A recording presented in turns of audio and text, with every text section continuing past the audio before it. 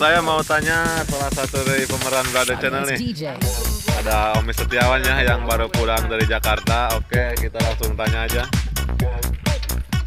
Halo, selamat sore Pak Omi. Sore juga. Aduh. Sorry. Hai guys, jangan lupa ya. Gimana nih kabarnya nih Kak Omi? Alhamdulillah sehat di Pak. Jakarta. Iya.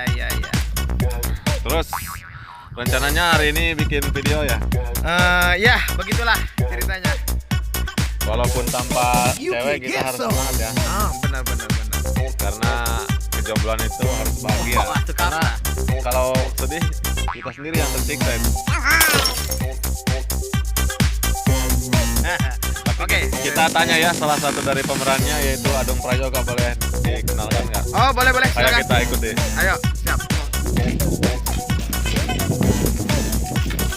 Halo, selamat sore Pak Adung Prayoga. Selamat sore. Gimana kabarnya nih?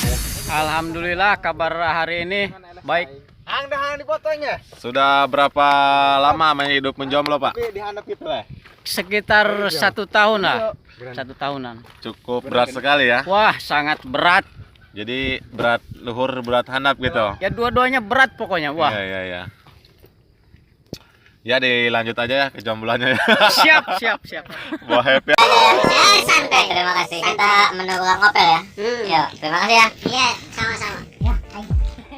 Tadi saya udah tanya dari salah satu pemeran yang jomblo ya, termaksud saya. Kapan para kininya?